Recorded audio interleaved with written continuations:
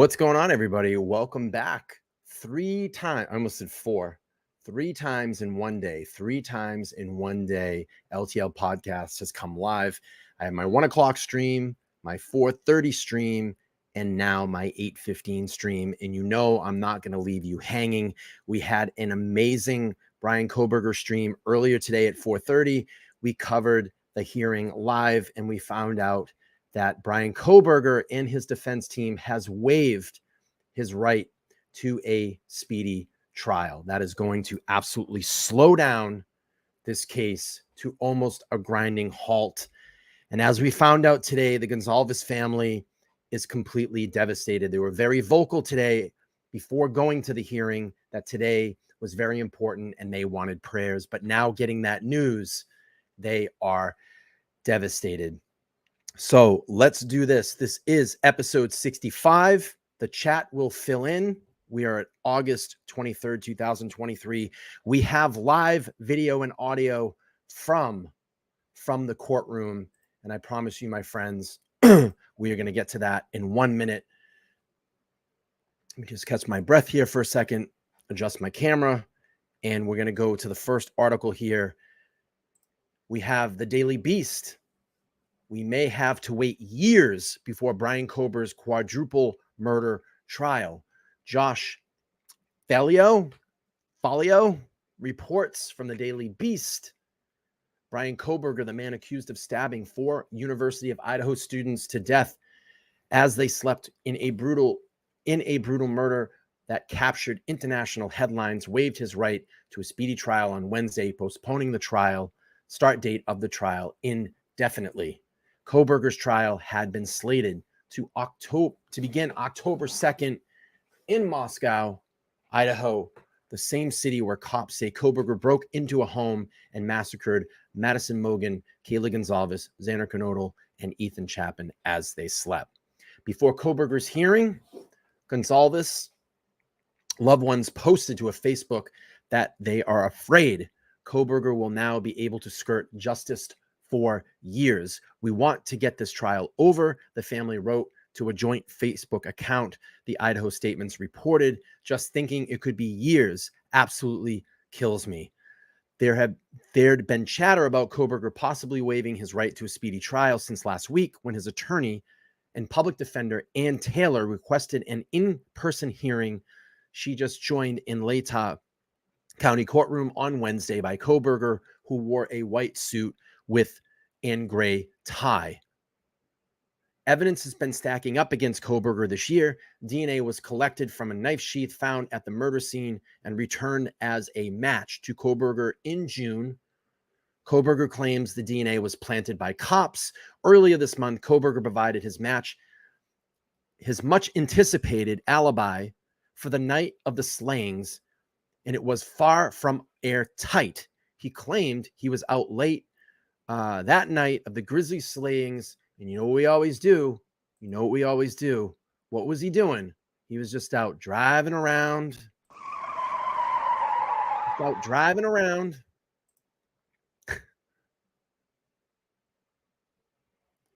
Outside the courtroom, Disturbing details about Kohberger's past have continued to surface.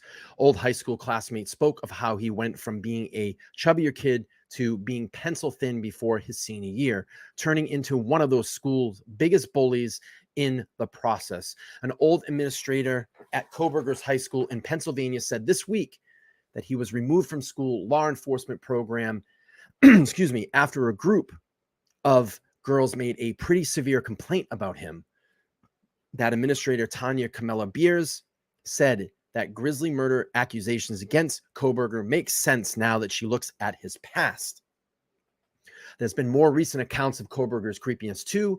A friend claimed he broke into her apartment and moved stuff around to manipulate her and spy on her.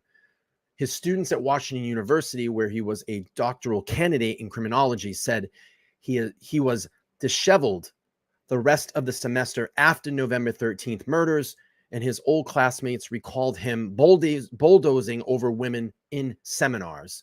Kohberger was arrested on December 30th at his parents' home in Pennsylvania.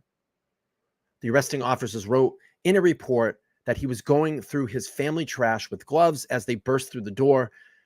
Ever since he pleaded his innocence through Taylor, but has remained mostly mum in court. That included him standing silent instead of pleading guilty at his arraignment in May.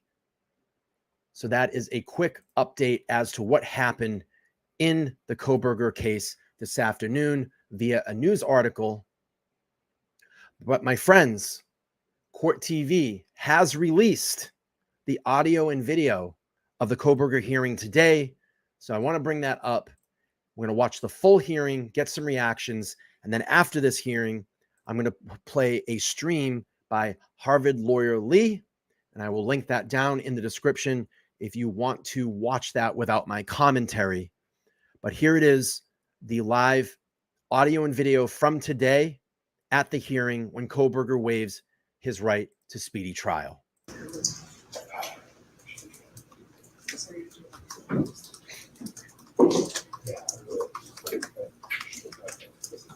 Does it look to me that he has aged? He almost looks like he's 40 years old from like a year ago when we saw him. He almost looks like he's 40 years old. I mean, that is the stress that is upon him right now. And now, with waiving his right today, he's going to sit in jail for a very long time.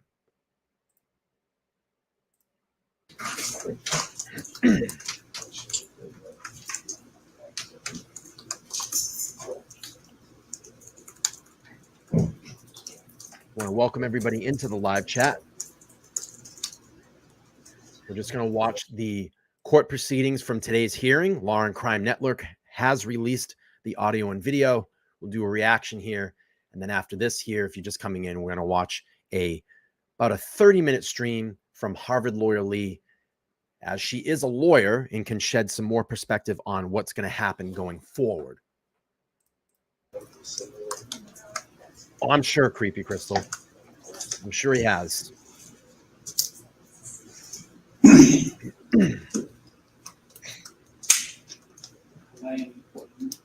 And very hard to hear.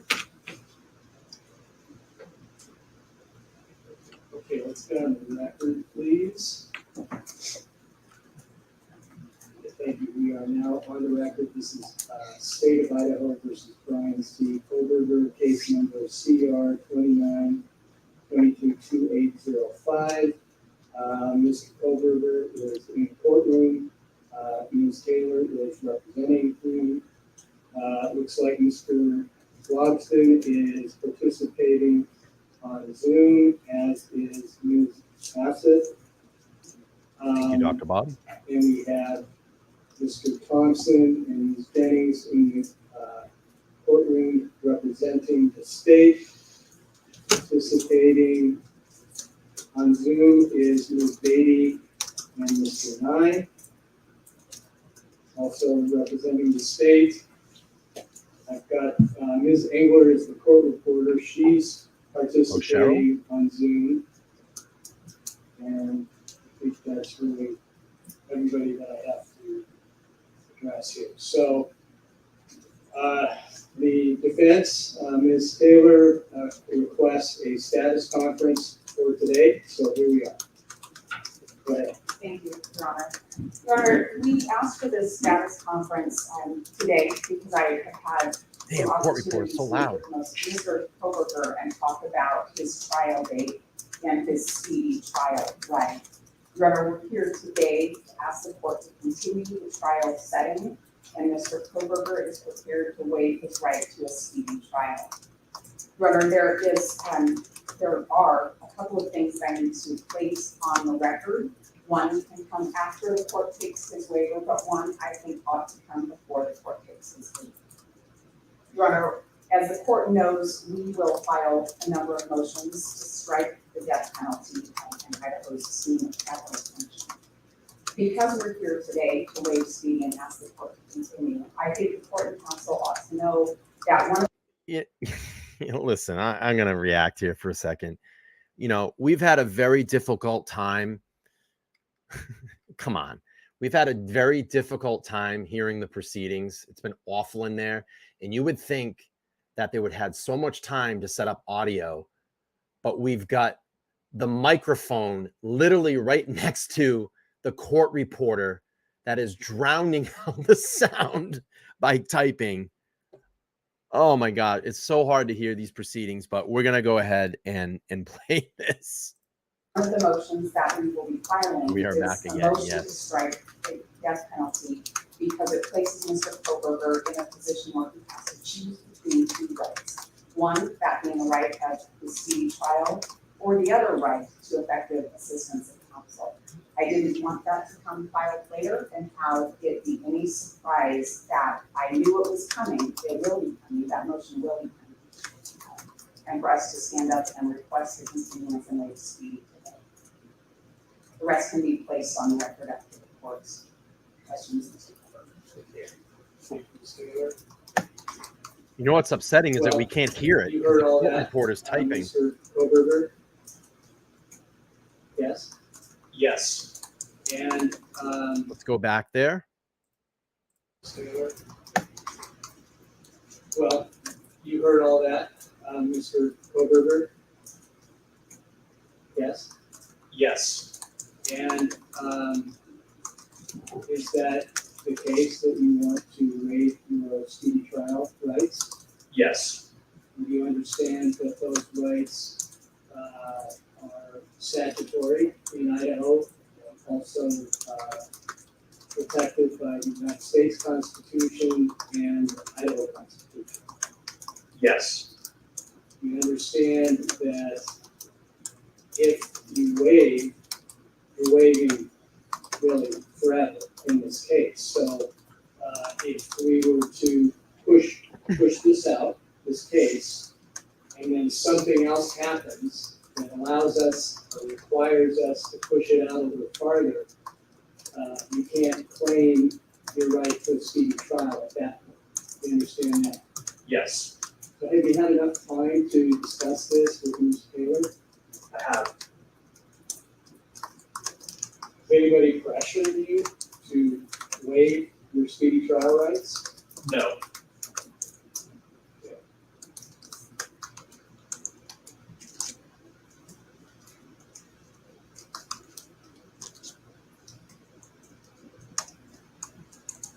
You sure you want to do this? Absolutely. Okay. Do you agree with this, Ms. Taylor? Your Honor, I do agree with this. I do not believe counsel can be effective by October 2nd. Again, So she's saying that she doesn't believe that counsel is going to be affected by October 2nd.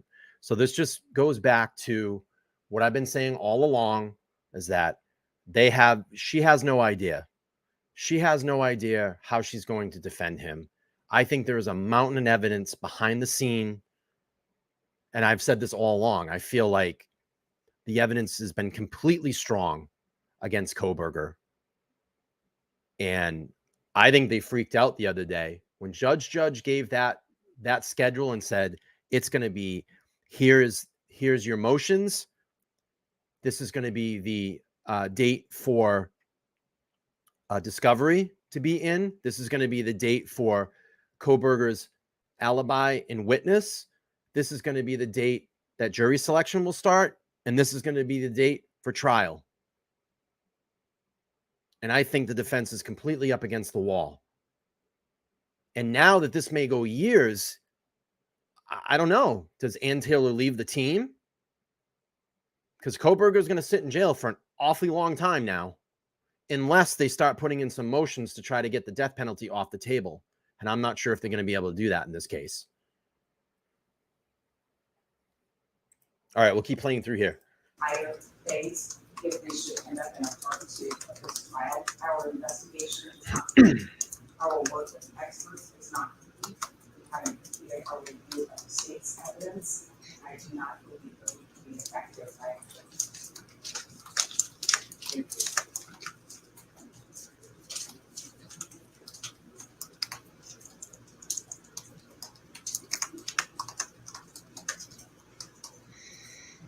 Is Mr. Kohberger willing today to write, to sign his name and you to sign your name on a waiver of student trial? Yeah, it's terrible, right? Twitter, I can tell you that I did not prepare Mr. Kohberger for that, and that would be because I'm not familiar with the court's practice. I expected we would wait and open the court today, and that would be sufficient. I'd be happy to take a look at it for 4 months as to what we're saying. Well, I wasn't really anticipating this, but just in case, and hypothetically, I grabbed a Odyssey form, which I don't really favor those forms, but I did pull that out, and maybe I could give this to you and Mr. Kohberger, and you can take a look at it. My practice is always to get a written signature of waiver in any waiver of student trial. So let me go to, and I haven't taken his waiver yet. I'm going to notice that, but I just want to let that settle for a second. Mr. Thompson, do you have any objections? No, Your Honor. I mean, I think everybody would like to have this resolved sooner or later, but I think the case here does such great importance that this is a smart move. Through the court reporter, dude. Thank you.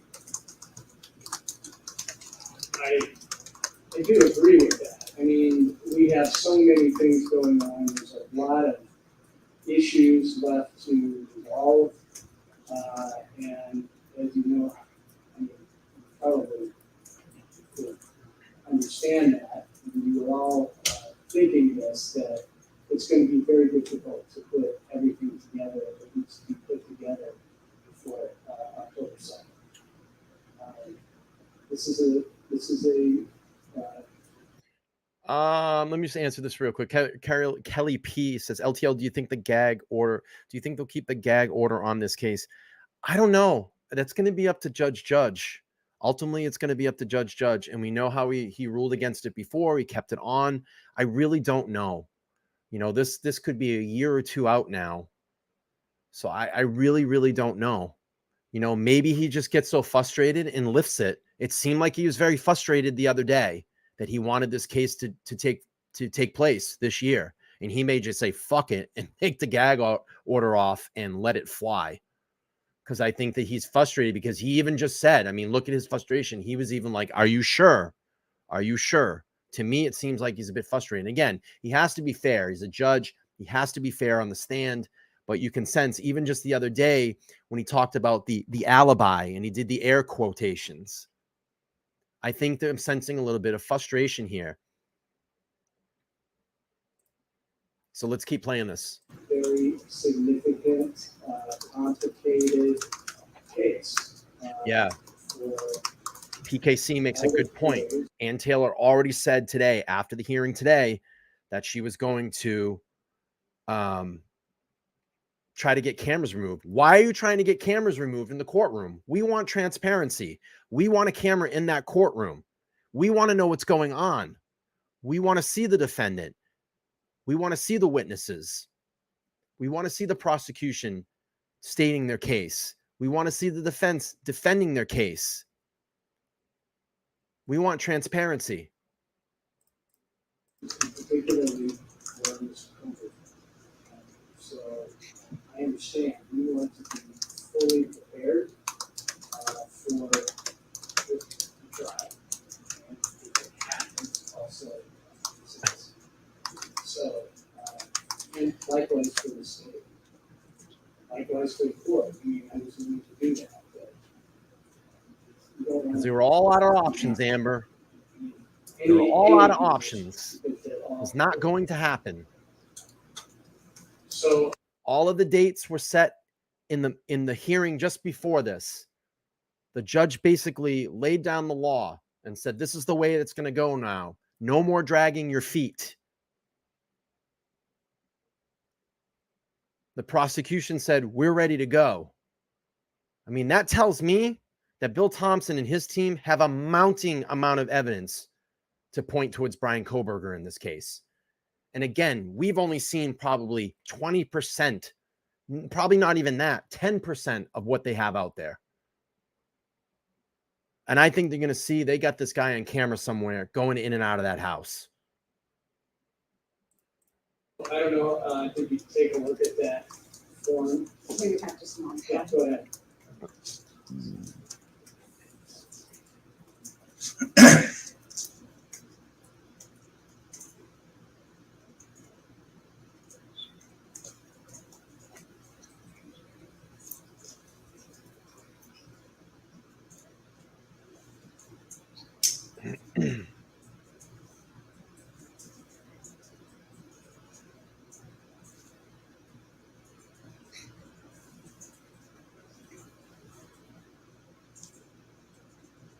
Kohberger and Taylor signing the order, being held So, handed Mr. to the bailiff. Kohberger, did you read this over? Yes, Okay, what I'm talking about is the written waiver of speedy trial. yes, Did you understand the terms here, yes, which we've already talked about? yes, And you agree with the signing of the form waiver of speedy trial, Ms. Taylor? I do not. Okay, so Mr. Kohberger, do you want me to accept your waiver? yes, I do. Okay, and you understand that if I accept your waiver, you're giving up your constitutional right under the United States Constitution and the Idaho Constitution on the constitutional right of speedy trial? I understand. Do you understand that if I accept your waiver, you're also giving up your Idaho statutory right to a speedy trial? Yes, And that is within 6 months of your arraignment. yes, And you agree with the vendor of the waiver, Ms. Taylor? Thompson looking at Kohberger. Kohberger, do you want me to accept the waiver? I do. Based on our discussion, your waiver of these rights expressly in court and also signing this waiver of speedy trial. Also, you are entering these waivers on advice of counsel. I will accept your waiver of speedy trial. I find that your waivers are knowing, intelligent, voluntary, and there's actually good cause to recognize that. Given what I heard from your counsel. Yep, and you could see it, and basically all it was the fixed camera positions inside the courtroom. I saw that as well. So I believe that is just something that was in front of her, where she could see all the camera spots and see the judge, and they could see the judge a little bit easier as well because he's so far back in the courtroom. I almost think that this case is going to get moved now. I don't think we're going to be in this small space. Thompson, so, with that, we can talk about resetting this. I'm prepared to do that today. Sarah? Your Honor, I would say that we are not prepared to choose the trial date today. That brings me to the second part of what I wanted to talk to the court also about today. We currently have September 1st as the date for the motion to dismiss the grand jury indictment. Our deadline to file our challenges will be today, and we're prepared to file those today. Our hope is that we can keep that particular hearing date. We'd like to keep it, both to challenge the grand jury indictment, and also there are 2 additional motions that we're going to be filing, and we're hoping that we can have those heard. After that time, after we've heard the motions, we'd be in a position to meet with the state if we desire and talk about a reasonable trial setting. My preference would be to have us discuss that and reset the trial one time and not do this a number of times and worry about getting subpoenas out and working on it. That would be my request. The other deadlines that are in place right now on the court's scheduling order, I think those would be appropriate for us to talk about the state and defense and perhaps suggest for the court. Yeah, 100%, Mimi. You're right. Scheduling order than the one that exists. We just simply want to keep the grand jury indictment challenge date because that's soon. And having the court's decision on that will largely impact what happens next. If the court will allow, I'd like to briefly address the other 2 motions that are coming from the top and on the debate. Sure. Okay. Your Honor, we will be filing a motion as to media in the courtroom, particularly Media in the courtroom. And that motion should be filed by the end of today or first thing tomorrow. That comes from some things that happened last week. The other motion, Your Honor, has to do with what happens to witnesses that the defense might call. The court will recall that Gabriela Vargas testified last Friday in our hearing. Last night, she was visited by 2 FBI agents and interrogated about her testimony, the timing of her declaration. That, in our view, impacts Mr. Kohberger's due process rights and his rights to effective assistance of counsel, and that motion will also be filed later today or first thing tomorrow.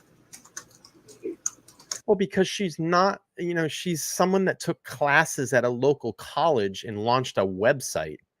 So, she's not she couldn't even remember when she had got her bachelor's degree. And I had started questioning that too. How do you not remember when you got your bachelor's degree? And she solved some case from like 20 or 30 years ago and says that she completely works with law enforcement. I thought something was very shady about her testimony. And we can go back and look at that. I was questioning things about Gabriela Vargas's testimony. I thought it was a little weird. And there was multitudes of things that I thought were strange about her testimony. So yeah, maybe the FBI does want to talk to her. Maybe she's not a credible person. Again, I don't know. I'm not slandering her and just making an accusation out there. But everybody was running with that on Twitter. Oh, the FBI went over and intimidated a witness today. They didn't intimidate anybody. They went and spoke with her. Because there's probably some inconsistencies in what they saw, what she was talking about. And if you're in here to muck up this case, they need to know. So maybe we will go back and review that. I find that to be interesting. Yeah, it is inappropriate because you know why it's inappropriate? We're not going to get full transparency. And then I look at the fact of what are you hiding? What don't you want to be seen?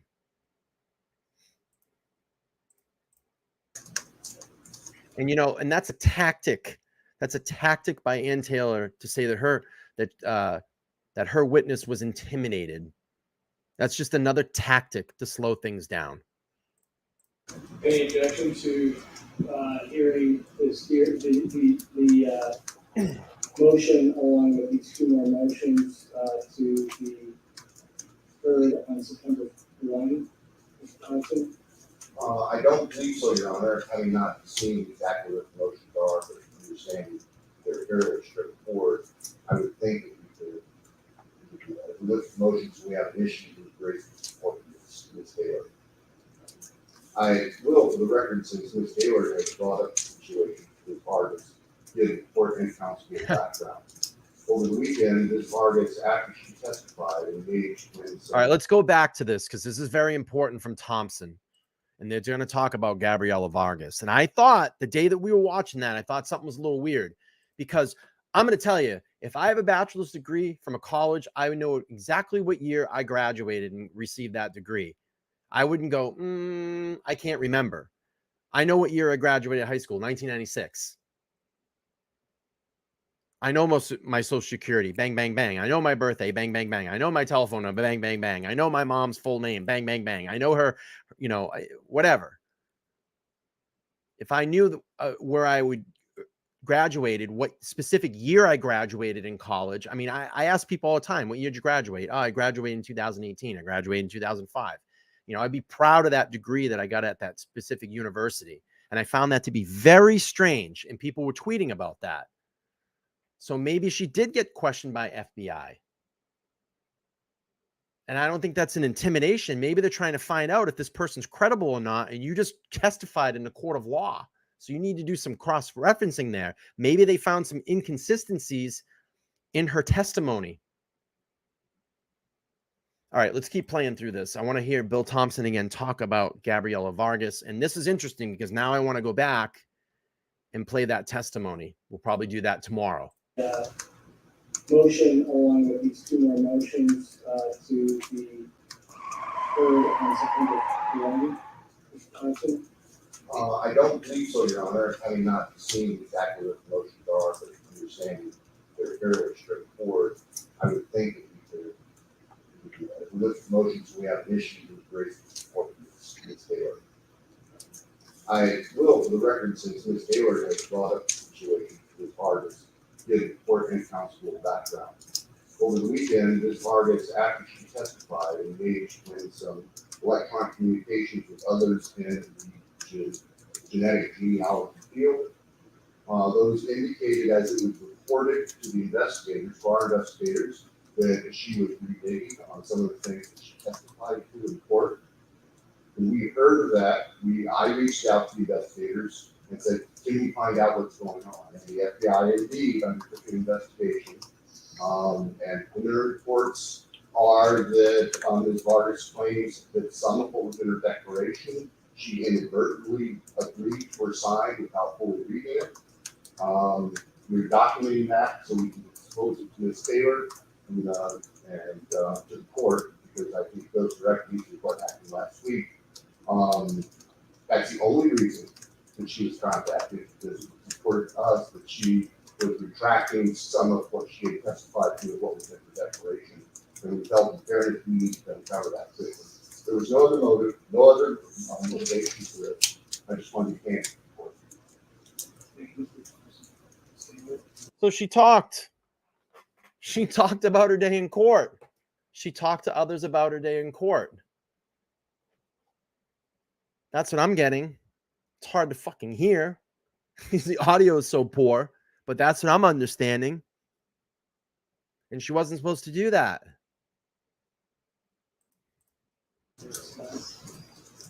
Your Honor, that's certainly different than the information that I received. You gotta be kidding me. That's not my, that's just the video itself is. That's how we sort these things out. Yes. So, This is the courtroom camera malfunctioning. Your Honor, that's certainly different than the information that I received. I would have been happy to be advised about that, but I'm not sure that's accurate. I mean, I'm sure that's what Mr. Thompson heard.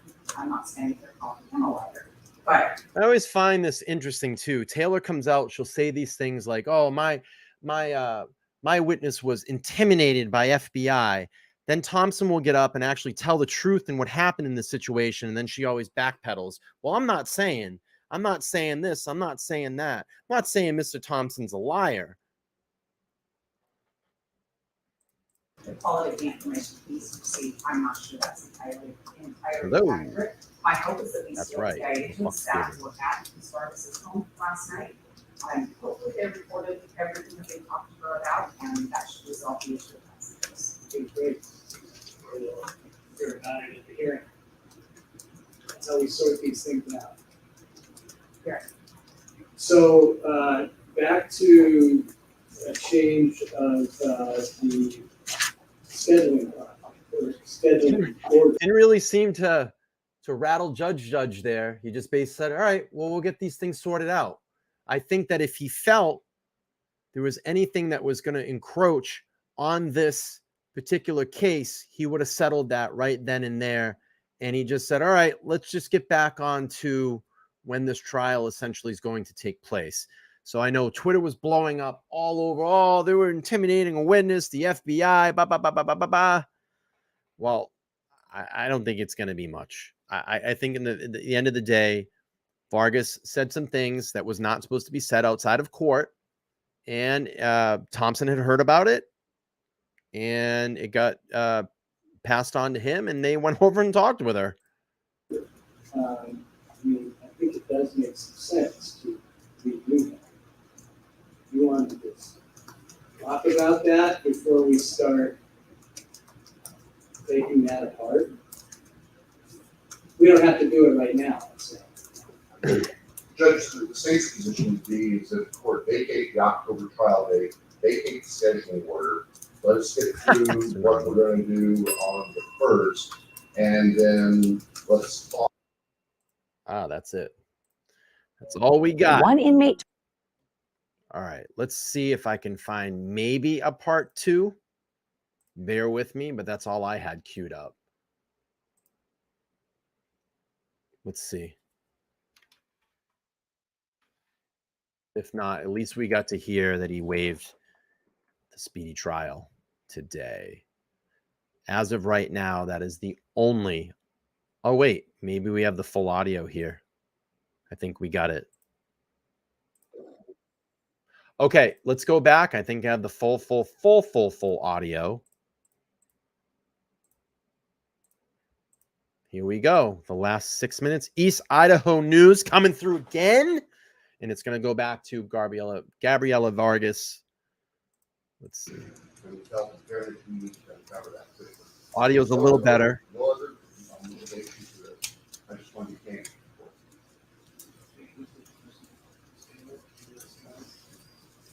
Your Honor, that's certainly different than the information that I received. I would have been A little better. happy to be advised about that, but I'm not sure that's accurate. I mean, I'm sure that's what Mr. Thompson heard.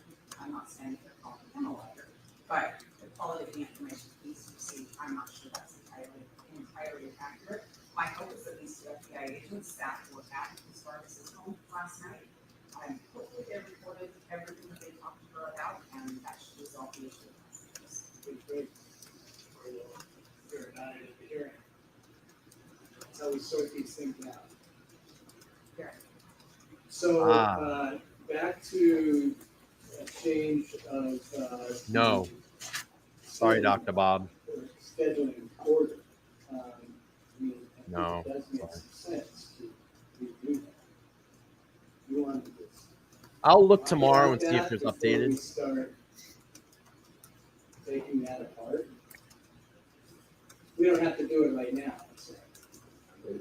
Judge, the state's position would be is that the court vacate the October trial date, vacate the scheduling order, let us get through what we're going to do on the 1st, and then let's talk and see if we can come to an agreement. If not, allow the court to set a date for trial is realistic, and then have a scheduling order generated that reflects the time preparing for trial and is useful for both parties when they need to. Acceptable, Ms. Taylor? Yes, Your Honor, I agree. We should get through the hearing on first, and then we're happy to meet with Mr. Thompson in his office and discuss an appropriate trial date. That council can talk about some of those things before we're taking it back to the court. Yes. I fully support it. So I'm vacating the trial, October 2nd, and I'm vacating the scheduling order except for September 1st. Okay? So accepted Mr. Kohberger's waivers, speedy trial. I have maybe a personal issue to discuss with you. First of all, I wanted to tell you, I'm getting requests for excuses already from potential jurors, and what I'm doing is not excusing anybody at this point. I'm the commissioner, hearing commissioner is just collecting those, and then we're going to do those excuses on the record with you. Okay, I think that's appropriate in a case like this. Does that make sense, Ms. Taylor? The excuses are from potential jurors. They may be needed. I mean, these are expanding the panel. Okay, because I was thinking that I need a lot more potential jurors to show up. Objection to me excusing myself. Why didn't we have audio like this the whole time? I never thought I'd actually face that.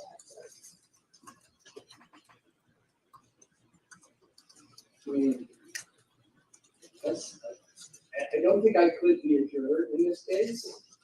I would agree with you, John, but the image of court going from the jury box, that is just.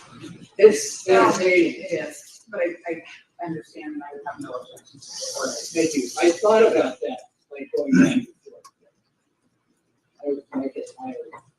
But, Mr. Thompson? It makes perfect sense for the court to excuse itself. It's odd, but it is logical. I felt kind of awkward thinking that I would do that, to everybody. We would not want to confuse with pardoning yourself, though. Right, of course. Always with an open mind. Yes, sir. All right. Anything else we need to address today? Ms. Taylor? No, you want to. Mr. Thompson? No. All right. Well, thank you all, and have a good rest of your week. Richard? Back to jail.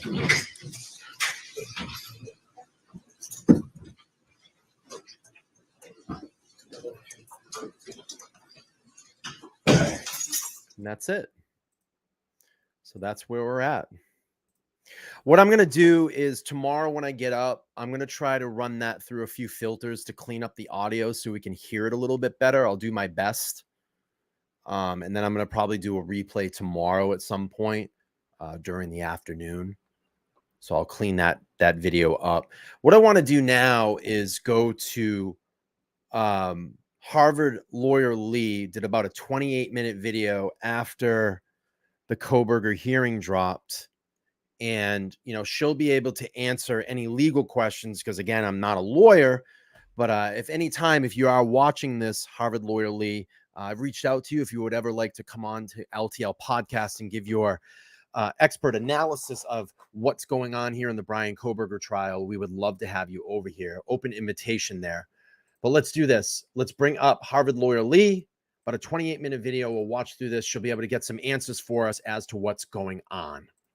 And welcome to tonight's live stream. And by the way, if you want to watch this without my commentary, I'm going to leave the link to this specific video down in my description.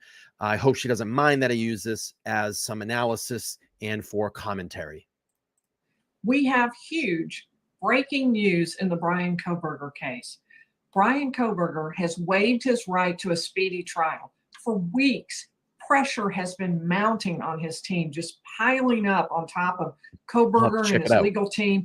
A death penalty case 5 weeks away. Yesterday, the judge piled on top with a very aggressive scheduling order. And today, Bryan Kohberger waived his right to a speedy trial. He called uncle. He said, I can't handle it. I'm waiving my right because I need more time to prepare for trial. We're going to talk about what the heck just happened and what it means for Bryan Kohberger and what it means for the case against him. As you know, Bryan Kohberger charged with murdering 4 University of Idaho college students in the home where 3 of them lived in the middle of the night. And today, Bryan Kohberger caved. It is, we timed this particular live stream right because I already was I was going to do tonight's show on the scheduling order that the judge filed yesterday. And I was going to talk about the fact that this scheduling order really created a lot of pressure for Bryan Kohberger because it meant it would be extraordinarily difficult for his team to get prepared in time for the trial on October 2nd, as it had been scheduled. So what I can do, what was easily done is I'm going to explain to you what just happened, why he waived the speedy trial, and what that means. I'm going to take you through the scheduling order because it's going to show you exactly what to expect coming up, just on a slightly different timetable. So let's start with talking about what happened. Crime, Lies, and Videotape used your Papa Raja episode as a receipt. Much respect for that creator. Okay. I'll have to look into that. But thanks for letting me know. where this huge pressure on Kohberger's team came from. Then I want to talk about the judge jumping on board yesterday with the scheduling order. And then I want to talk about why it is that Bryan Kohberger waived his right to a speedy trial to get rid of the pressure and what we can expect next. So let's talk with where that huge amount of pressure came from. And ironically, it came from a right. One of Kohberger's rights. That's what created the pressure because Kohberger, all Americans, have the right to a speedy trial. It's in the U.S. Constitution. It's in the Idaho Constitution. Let's take a look at the Idaho Constitution. It says, in all criminal prosecutions, the party accused shall have the right to a speedy and public trial. No, I don't do anything original here. I just, we just watch other people's stuff. Yeah, you have it right. You've nailed it.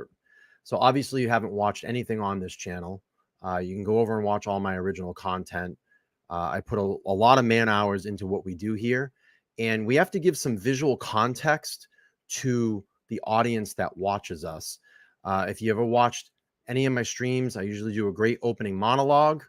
We read through some articles. Sometimes I'll go through and write my own monologues.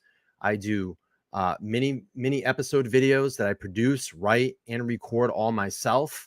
All my lives are produced, written, and recorded all by myself. So we use these videos as context because I'm not a lawyer.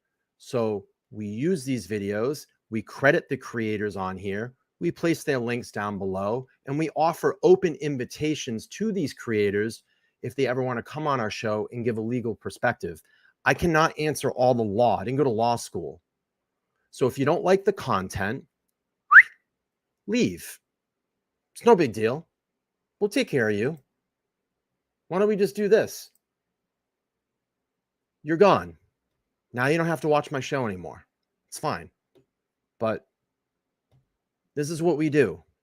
If you don't like it, you don't have to watch. I think we do great shows. We have a great audience that's very positive. They enjoy what we do over here. Perfectly fine with me.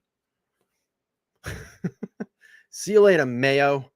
Go have some mayo. To have the process, etc. We'll stop there. But Bryan Kohberger had that as an absolute right. He could have a speedy trial. Why do defendants need a speedy trial? Why is it all that important that it's in the Constitution? Well, there are several reasons. I'll just throw out a few. There are plenty. I mean, if you ever watch any of my streams, I credit every single creator that we use. I put their link down in the chat, and I always offer an open invitation if they ever want to join LTL and talk about the cases that we talk about. Again, I'm not a lawyer. I never went to law school. So I'd love to hear a lawyer's perspective and understand what's going on so they can explain things for me and the audience. More than this, but one would be that prosecutors could easily abuse this system if there weren't some limits on it. For example, you could hold someone in prison for years. We talked about the fact in the Lindsay Shiver case when we talked about Fox Hill Prison that Amnesty International and the State Department both pointed out great sign. that people may be kept in You know the what, Fox today- Hill Prison for years. Today, after the afternoon stream today, when we broke the Bryan Kohberger news live, we had over 641 people in the chat watching when we broke that news live. That was pretty amazing. The peak was 641. If trolls come back, that's always a good sign. It means I'm doing my job. Before they even get to trial. And that can happen in the US too. And it did happen during COVID in particular. But I like to explain so they can understand. That's what I like to do. I explain so they can understand. We do have laws that are to minimize that and to give rights to defendants. Another reason you might that people would want a speedy trial is it can protect the ability to tell what the truth is, because over time witnesses pass away, witnesses move away, you can't find the witness, or memories fade, they can't remember what happened anymore. The best way to get justice is to have witnesses who remember exactly what happened and are still available. Another reason might be just the anxiety that's caused on everyone while you are waiting for trial. Of course, when you waive the speedy trial, you still have that anxiety. It just lasts for a lot. And I said that today, even just looking at Kohberger almost a year from now, it looks like he's 40 years old. He almost looks like he's 40 years old now. Longer, but you can minimize that if you have a quick trial. And you could see how much that impacts not just Bryan Kohberger, not just the defendant, not just the defendant's family, but the fact that today the Gonsalves family one of the families of the victims put out a request for prayer saying, we are really worried that he's going to waive his right to a speedy trial, which he did, and that's going to delay our ability to get this over with, to just finish with it. And that is definitely the case. The longer a case takes, the more anxiety there is for the people who are closest to the case. But today, Bryan Kohberger waived that right. Why would you ever waive a constitutional right? What would be the reason that you would do that? Well, it's always going to be if there's something you want more. And in this case, what he wanted more was time to prepare for trial. Because when you think about it, a speedy trial, a right to one, is a two-edged sword. It puts the prosecutor in a very tight time frame, and the prosecutor has to move quickly, but so does the defense. The defense has to prepare for trial really quickly.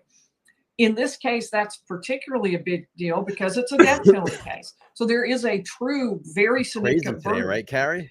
Now, this will really help the state. The fact that Kohberger waived his right to a speedy trial will help the state by eliminating one of the arguments that could have been there on appeal, or even before then. And I'll just show you. Let me go ahead and add this back to the stream, and I'm going to show you Idaho 19-3501, a statute. And it talks about when the action may be dismissed. The court, I've got lots of different colors here. I'll explain them as I go through. The court, unless good cause to the contrary is shown, must order the prosecution or indictment to be dismissed in the following cases. Number one, when a person has been held to answer for a public offense if an indictment or information is not found against him and filed with the court within 6 months from the date of his arrest. Now let's take the legalese out of that.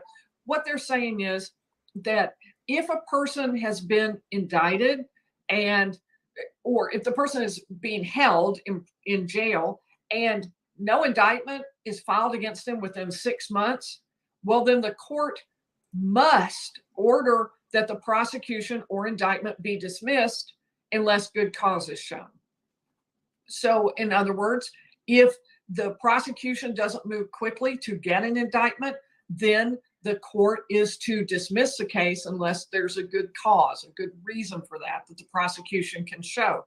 The same is true for trial. If you go down to 3, if a defendant whose trial has not been postponed upon his application is not brought to trial within 6 months from the date that the defendant was arraigned before the court in which the indictment is found. So again, taking the legalese out, it's saying if you don't bring the defendant to trial within 6 months after the indictment, then that's too slow. That's not a speedy trial.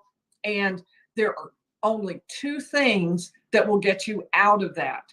One, the prosecution showing good cause, a reason for that to have happened. And number two, the defendant asking for it, the defendant applying for it. If either of those two things happen, then you're fine. There's no need to worry about the speedy trial. But if those don't happen, there are tight time frames. What typically happens is that the prosecution will be allowed a time or two anyway of good cause shown. The court will probably be pretty lenient with that, typically waiting for good cause, but it provides a potential appeal issue, right? It's a ticking time bomb that sits inside the case, because if the court says, oh, I think this was good cause, and the appellate court doesn't agree, huge problem.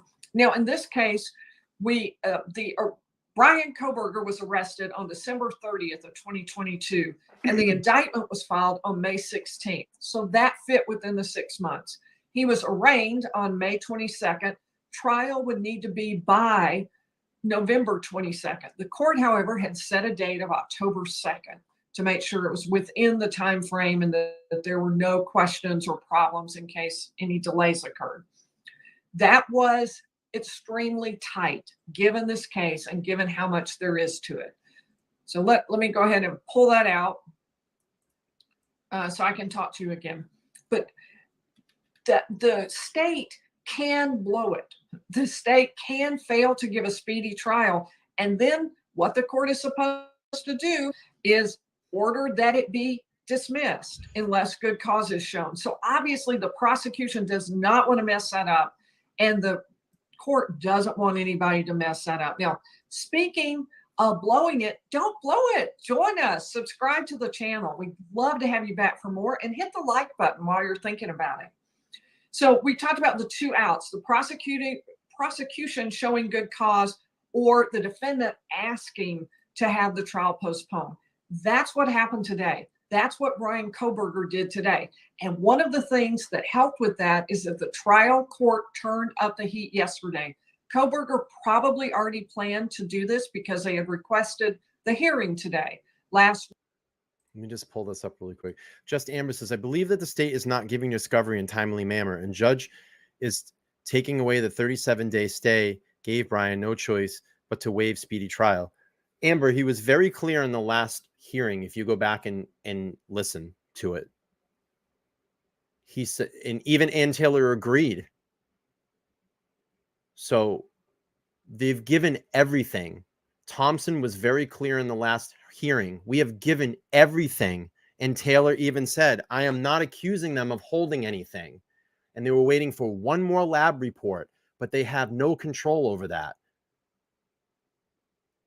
The reason that they're waiving the speedy trial, I'm trying to help you out here, Amber. I think that you're great. You're in the chat. You're hanging out. I would really like you to consider,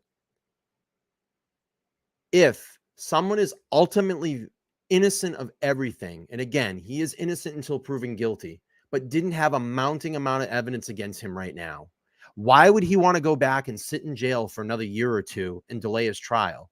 Because they are not ready. And they know that there's a mounting amount of evidence that's going to come out against him. They have, Amber, I'm trying to help you here. He has no alibi. He has no witnesses to corroborate his alibi. His DNA is on a knife sheath, on a bed, in a bed, however you want to put it, however you want to say it, next to two dead victims. They're going to have to answer for that. How did it get there? It wasn't the magical fairy that picked it up and drove over there and flew in the window and dropped it on the bed after these two individuals were murdered. 4 individuals, but the 2 in the room. He was the only car, a white Hyundai Elantra with a missing front plate, that was driving around that night. And then they come back with a bogus statement that, oh, he just likes to go out for late night drives.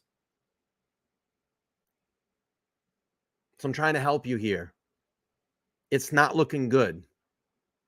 It's not looking good.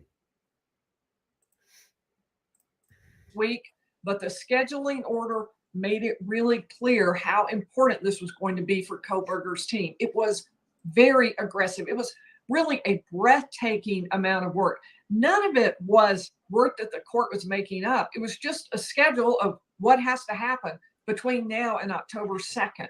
But when you saw, I mean, speaking as an attorney, when you look at how much work that is to be done, it looks daunting. It looks almost impossible, crammed into that small amount of 5 weeks.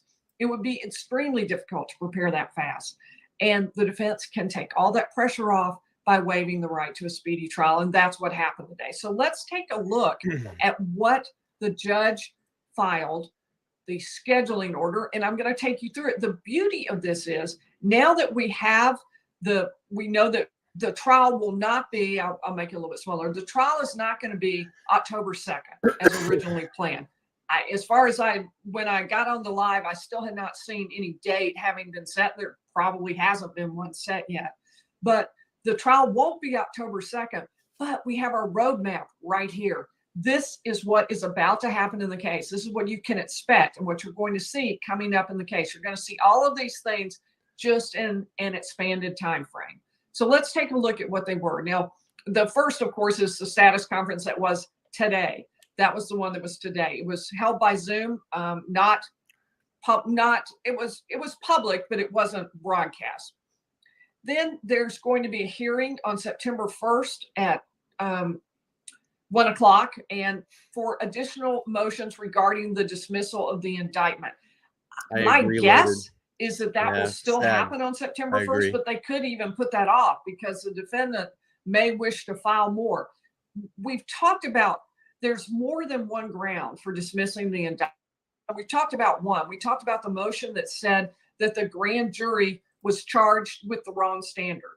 Bryan Kohberger argued, well, the grand jury should have been asked to decide whether or not the prosecution had probable cause as opposed to reasonable doubt. Sorry, wrong.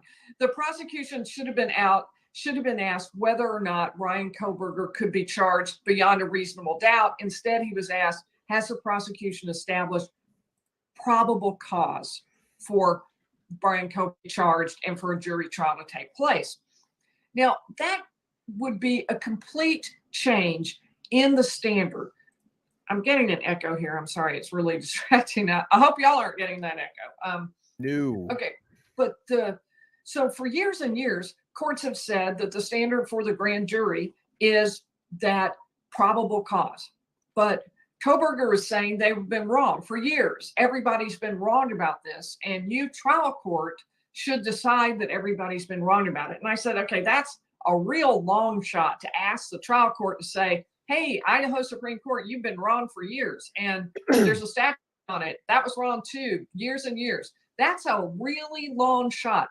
But we also know that they had other grounds they were going to attack the grand jury indictment on. We know that from their motion to stay. Now, one of the things they were talking about was improper questions. We don't really know what those were. There was also a box indicate one grand juror checked indicating they did not speak English. Some numerical information was missing from the top of the page. There were several grounds. One person had disclosed that they were a criminal defendant at a prior time. One did not mark whether they were or not a prior criminal defendant, and then didn't sign and affirm the truth. So all of those things might be problems. Whether or not they amount to enough to generate a motion to dismiss, they probably don't, but we'll find out what happens. Those grounds need to be put, though, in a motion to dismiss. And so the court said in here, if you've got more on this, I want to know what your additional motions are. Because right now that was put in a motion to stay. It wasn't put in a motion for him to consider whether to dismiss the indictment. He talked about he set the jury trial. That's going to be off. That's not going to happen then. He also set jury selection and said it would take 3 days. That is super ambitious, because they not only will have lengthy juror questionnaires to fill out, right, and there was no time allotted in here for that to be sent out by mail early. Now, maybe there will be that chance.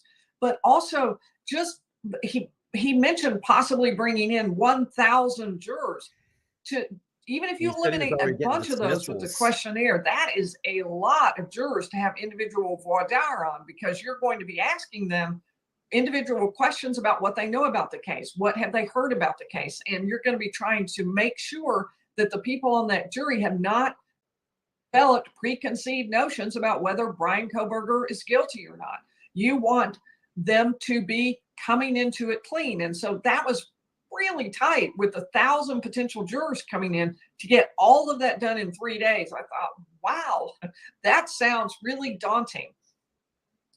So then the judge also put the pretrial conference. That is just a conference where everybody talks through all and argues about the biggest issues in the case that are still remaining. Anything that's still open would be handled at the pretrial conference. And we'll get to some more things in the sections below. Discovery had to be completed by September 1. 1 week. Wow, 1 week to complete that. And there were, remember, there's not even been a ruling yet on whether or not the defense was entitled to get some of the things they were asking for. Some of the things they were requesting were all of the information related to the genetic genealogy tracing.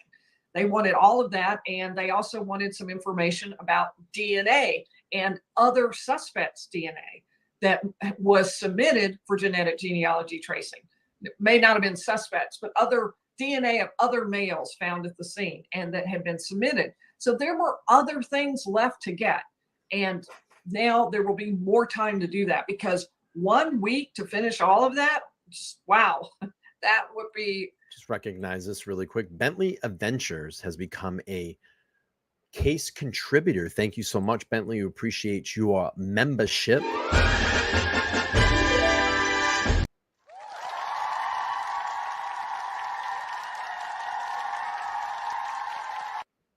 If anybody else would like to join the membership group, you can go down below and click that join button. My memberships are only $1.99. That supports the channel monthly. $1.99. That's less than a cup of coffee. And then what you need to do is just go over to my homepage, scroll all the way down, and you get members only content. I do a lot of members only lives, and I have sneak peek previews to all my videos that I put together as well too. Thank you so much, Bentley Adventures. Thank you. Appreciate you. All right, let's finish this up. Overwhelming. That would be a lot. Then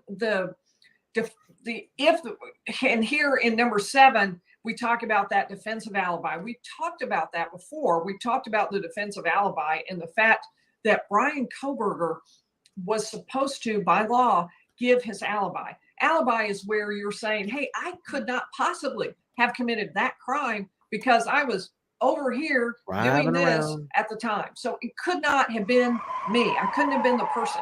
So this alibi might have proof. There might be people who saw Bryan Kohberger at this other place. There might be photographs that prove he was there. There might be, who knows, any kind of evidence that would prove he was somewhere else. Could not have committed the crime over here. By law, he has to turn that over if he hasn't. So there's been dispute. Initially, Bryan Kohberger submitted something that clearly was not an answer as he was supposed to do under the law. It just said, hey, we'll get to it when we get to it. Got nothing for you right this second.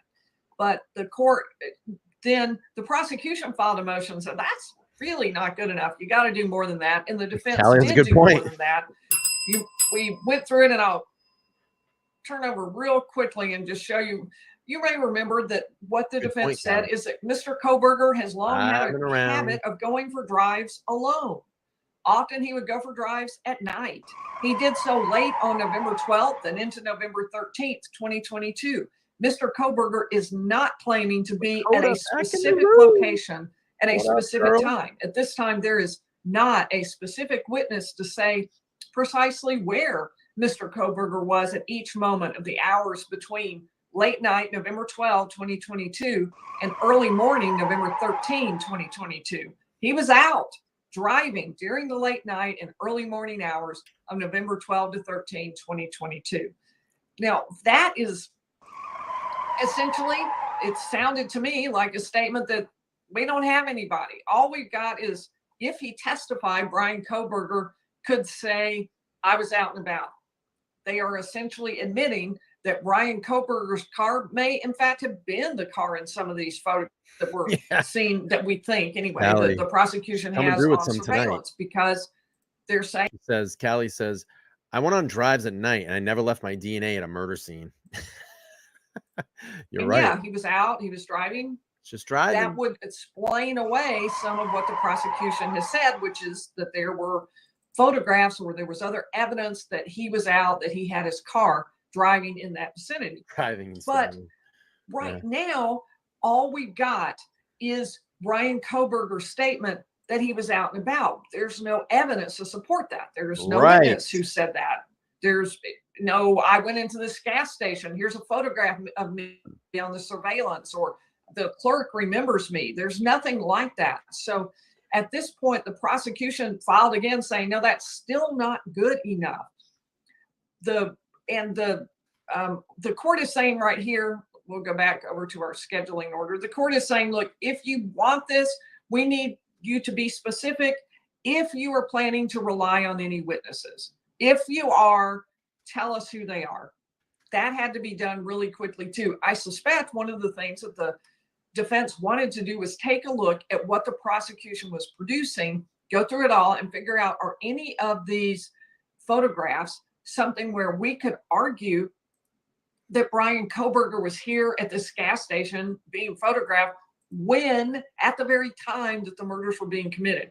Maybe we put in an expert, they might be thinking, who says that the murders happened at. Just want to thank Maricel for becoming a YouTube member. She's a rookie detective now. Thank you so much. We appreciate the new members.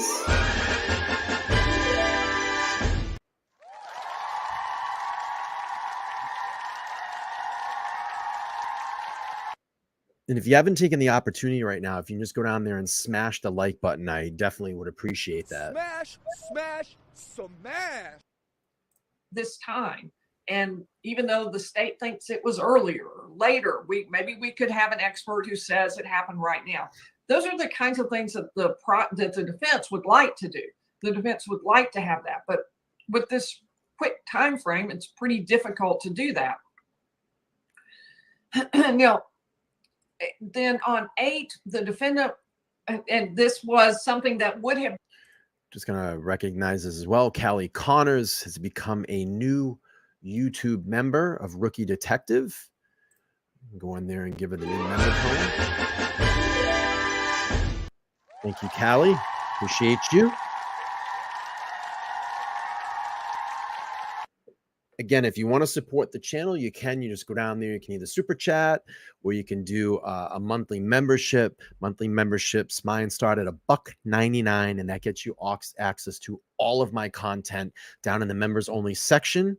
Members only section is on my homepage, and you just scroll all the way down to the bottom, and you can get into the membership only videos.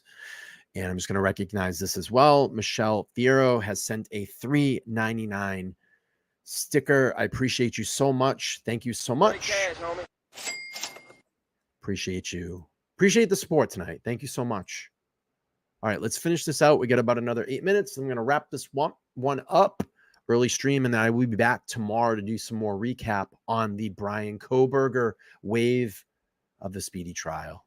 Been required. The defendant had to make a decision about whether he was going to waive his right to a speedy trial and not proceed to trial by September 8th. Just a second, let me get a sip of water. So Bryan Kohberger, just a sec. Poor lady. Bryan Kohberger. Bryan Kohberger's already done that. He's already waived his right to a speedy trial. He did that today. He didn't wait until the last minute. His team went ahead and did it today at the hearing. So we now, he's waived that. Trial will be postponed. We got no October 2nd. It's taken a while. The court also said, I want your pretrial motions with supporting briefs, motions in limine.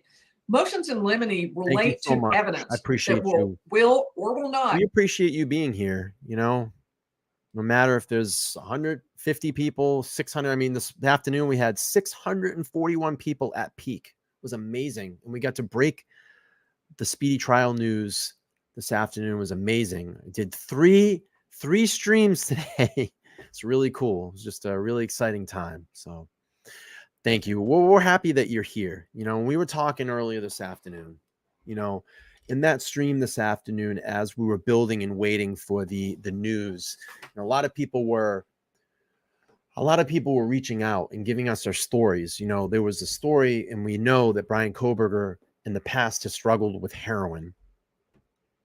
And I said that if you struggle with an addiction in your life, it doesn't make you a bad person. Now, all types of people can do bad things. And just because you have an addiction, it doesn't make you a bad person. And I said that, you know, we're here to take you away from your problems for a few hours. That's what LTL podcast is for. And let's say you're struggling with an addiction, or you're celebrating sobriety. There was a lot of people that were celebrating sobriety today. And I found that amazing that they were sharing their stories of, there was one young lady this afternoon that said she was only clean for 6 days, but she's 6 days closer to being sober for the rest of her life. And that's a huge step for some people. I've never personally dealt with any huge addictions in my life, but I was around someone that had a lot of addictions. My father.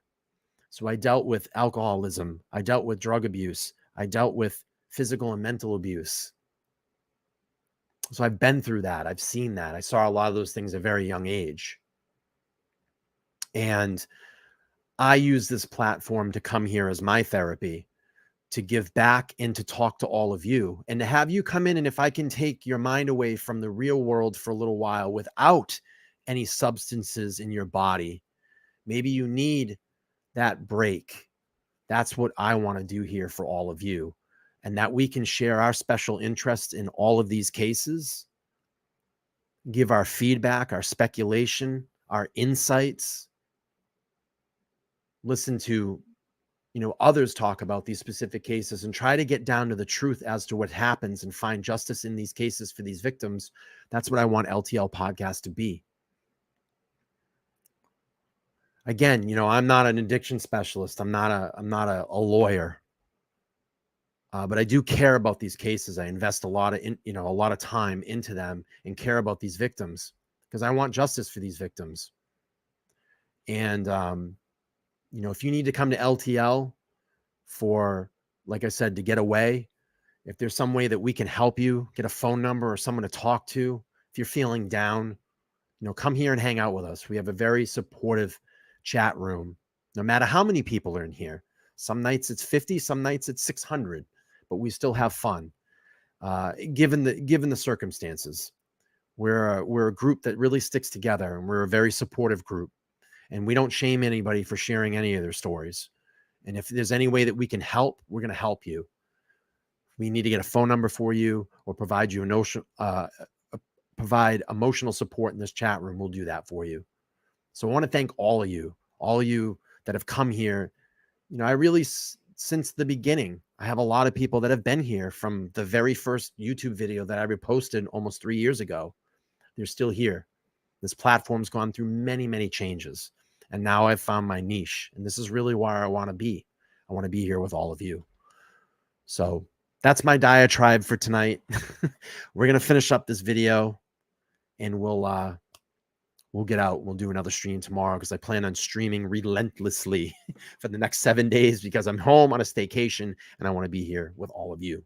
So Callie says, my little girl's dad fought addiction for years and overdosed 3 months ago before she was born. I'm so sorry. Thank you for sharing that. And I know it's probably extremely difficult and hard for you, but LTL podcast, and we are all here for you if you need to come here for some therapy for a little while. So, oh boy. All right, let's keep playing through here. Come in at trial. Some of these motions are huge. And he even included motions regarding the death penalty, and those were due in 2 weeks, with response briefs due 1 week after that. those motions, some of them could take days to prepare an individual motion, and there will probably be quite a number of them. So that would have been overwhelming, almost impossible to cram in with Thank you, all of Michelle. I that work. appreciate you. Now, if there's more time, you can begin for being working on here. those a little bit at a time. And for personally, I always kept a list of all the motions in limine I planned to do, and I would just work on them, Thank you. as a matter of course, as I'm Thank you going so through the much. case. That's when I work on them, is while Thank you. I'm preparing the case. I don't wait until the last minute, but they didn't have any choice because That is everything was absolutely last right. minute because it was such a short notice. Now, the state also had to file 404B notices. You may wonder, what is a 404B notice? Let's go here. 404B notice, that's where the state is not allowed to use evidence of a crime to prove you're just a bad person. So in other words, the prosecution couldn't put in evidence that Bryan Kohberger committed some other crime just to show, look, this guy, I don't know who even cares if he did this crime because he's such a bad person. We should just put him in jail. Or because given he did all these other bad things, he probably did this too. We should just assume he did because you can just tell he's the kind of person who would do this. That's not permitted. That's a prohibited use. So the state has to give notice if it intends to put in anything else related to a crime or a wrong or another act, then, and it's admissible for some reason other than just to show that this person was acting that way because they always committed crimes. If they were going to do that for some other purpose, they have to give a notice. That way, the defendant has time to object. The defendant has time to argue that that is not, in fact, a fair reason or a fair purpose for using the evidence. You may have seen some of the articles recently about Bryan Kohberger having trouble in high school and being kicked out of a law enforcement course because of conflicts with some of the women or the young girls in the course, and that they complained about it and he was kicked out of this high school law enforcement class. There were also stories earlier about his graduate program and a suggestion that he was kicked out of the graduate program because of complaints from females, whether they be students or graduate students. I don't know. Not a lot is known about those circumstances. We've gotten mostly rumors about that. I don't really picture that coming in, at least not in the rumor form. I don't know if they have some evidence around that or something else related to crimes. But the judge was saying, if you do, state, you need to go ahead and tell us what you're going to use, and then the defense can respond to that, to the 404B notice. The court also said, I want your jury questionnaires and jury instructions, and I want those in 3 weeks. That is a massive amount of work and critically important. If you mess up on a jury instruction, then the appellate court will hear about it, and it's so important that the jury instructions be correct. They wanted sentencing. This is huge. By September 15th, before trial, sentencing disclosures, including witnesses, exhibits, expert reports, etc. That's a whole separate phase of the trial for a death penalty case. Remember that the death penalty gets basically its own mini trial. It happens afterwards. There's a lot that goes into that. And so the court was saying, you got to have all that, and you have to have it all within 3 weeks. He set a time for pretrial motions, and then in number 14, he said, I want your list of witnesses and I want your list of exhibits. Now, none of that was unusual or weird or something that the judge made up just to harass Bryan Kohberger. All of that is stuff that would normally take place when you are getting ready for a trial. That's completely normal, but it is a massive amount of work. And in a case like this, with the scrutiny it has, with the public attention it has, the work would be even more. It would be truly overwhelming. I do not blame the trial attorneys for looking at that, at the work that needed to be done, and making the choice that there is no reasonable way we can guard our client's rights if we go to trial in 5 weeks. We can't do that. We would be better off to waive our right to a speedy trial and to get more time so that we can be prepared. We can have the experts, we can have read all the documents, we can know what the evidence is on the other side. So the upshot, Bryan Kohberger has waived his right to a speedy trial. There will not be a trial on October 2nd. But everything on the scheduling order still has to be done. You just saw a roadmap that tells you what's going to happen in the next weeks, months until trial. Now, I saw something from, I think it was the Gonsalves family, saying that one of the things they were concerned about when they asked for prayers was the difficulty of waiting years for trial.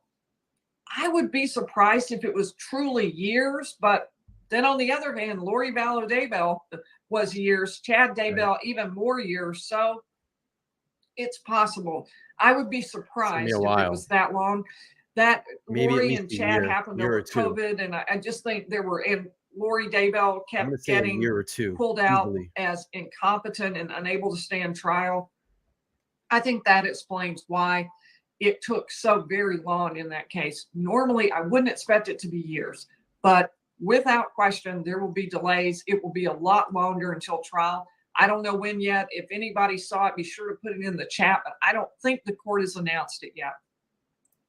So thanks for watching. Be sure to subscribe. We go live Monday, Wednesday, and Friday, and we talk about the cases everybody's talking about and make them understandable. So be sure to subscribe and follow me on Twitter at LawyerLeeW. If we hadn't had the live, I went ahead and posted there about Bryan Kohberger having waived his speedy trial. So that's a great way to get updates. So follow me over there on Twitter. And I will see you in the next video. If you would hit the like button on your way out, I'd appreciate it. All right, Harvard lawyer Lee. Again, I have her video, link to that video down in my description if you would like to go back and review it, and open invitation if she would ever like to come on to the show and excuse me, and give her expert analysis.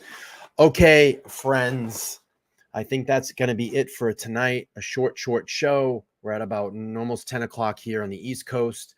If you need to get in touch with me anyway, you can look me up on Twitter at Let's Talk Live YTC. You can message me through Twitter, or if you'd like to message me through email, Let's Talk Live Podcast at gmail.com. And of course, my Facebook page at LTL Podcast. I also am starting to get an up and going Instagram account that's LTL.podcast. And you can reach me over there via message if you'd like as well, too.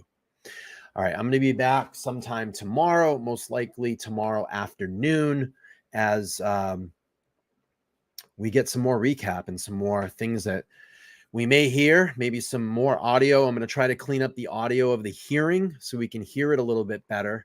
And I'm going to work on that this evening for a couple of hours and see if I can clean that up so we can hear it. And I'll add it back to the video with clean audio and probably re-upload the video so everybody can hear the enhanced audio. So Callie says, thank you for having me. I'll be here tomorrow. Thank you for the warm welcome. Well, we're glad that you're here. We're glad that you're safe. And again, if you need anything, you know how to reach us. Reach out. If anybody needs to talk with me, you know how to get in touch with me. Email is down below. Again, it's Let's Talk Live Podcast at gmail.com. All right, friends, I'm going to get out of here.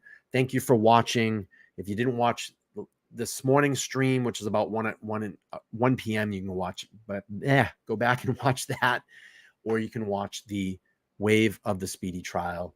That's also up there on the main page as well. And if you become a new member, go down on the homepage, scroll all the way down, and you can see all the members-only content.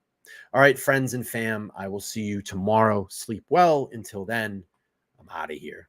Good night.